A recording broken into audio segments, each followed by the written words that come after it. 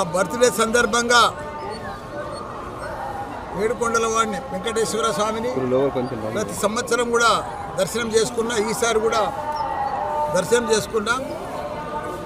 ప్రతిసారి కూడా నా బర్త్డేకి వచ్చి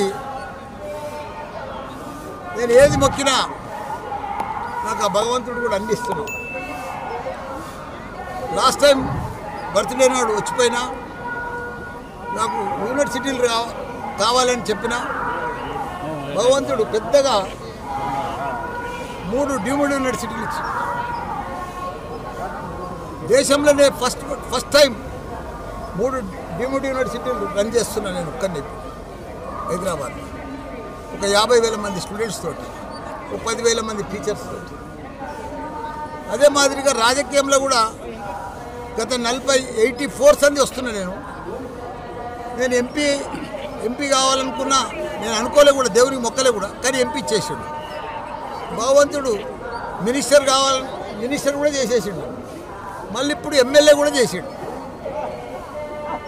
కానీ ఇప్పుడు భగవంతుని ఏం కోరుకున్నా అంటే మళ్ళీ మా కేసీఆర్ సీఎం కావాలి. ఎందుకంటే ఆయన గత 10 సంవత్సరాలు దేశంలోనే ఒక చరిత్ర సృష్టించాడు. ఒక ఆదర్శ రాష్ట్రంగా తీర్చిదిద్దింది భారతదేశంలో. తెలంగాణ అంటే ఒక అన్నపూర్ణ రాష్ట్రంగా తీర్చిదిద్దింది.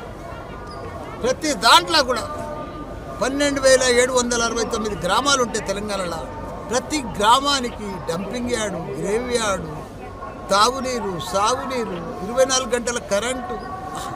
అసలు అభివృద్ధి కూడా ఎక్కడ లేదు దేశంలో. అట్లా చేసి కాకపోతే మా కేటీఆర్ గారు కూడా 3 లక్షల ఉద్యోగాలు ఉండే ఐటీ పరిశ్రమలు, 9 లక్షల ఉద్యోగాలు తీసుకున్నారు. ప్రపంచంలో ఉన్న మల్టీనేషనల్ కంపెనీలన్నీ కూడా మన హైదరాబాద్కి తీసుకొచ్చారు.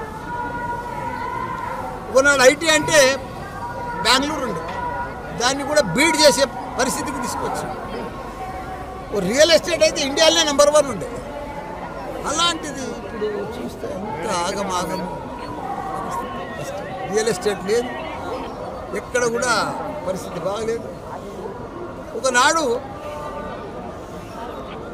ఆంధ్రలో అంతా అమ్ముకొని ఇప్పుడు హైదరాబాద్కు, ఇప్పుడు అంతా రివర్స్ అయిపోయింది. మళ్ళీ ఇప్పుడు ఆంధ్రలో, మన తెలంగాణలో ఇప్పుడు అమ్మితే కూడా అమ్మబోతున్నారు. ఇప్పుడు ఆంధ్ర అంతా కూడా చంద్రబాబు నాయుడు చాలా బాగా చేసేది. మోడీ కూడా చాలా పెద్ద ఎత్తున డెవలప్మెంట్ చేస్తుంది. ఇక్కడ లక్షల కోట్ల రూపాయలు కూడా ఇక్కడ అభివృద్ధికి ఇస్తుంది. ఇక్కడ ఉన్నది కూడా డెవలప్మెంట్ లేదు. ఫర్ క్యాపిటల్ ఇన్కమ్ ఉండే ఒక టాప్, ఇప్పుడు అది కూడా మెల్లగా జారిపోతూ ఉంది. కాబట్టి అందుకే మళ్ళీ మా కేసీఆర్ వస్తే పాత రోజులు వస్తాయని.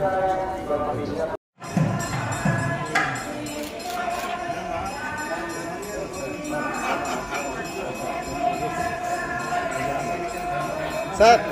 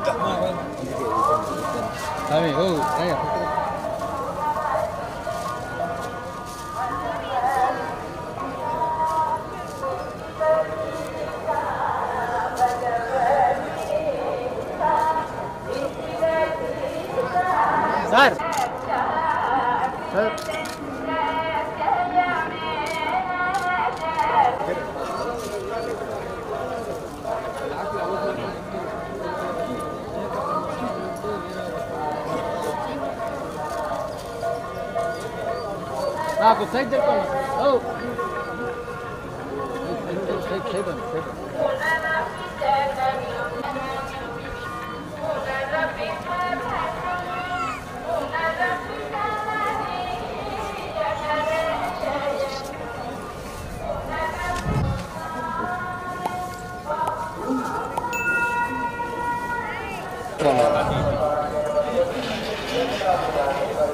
కొంచెం స్లోగా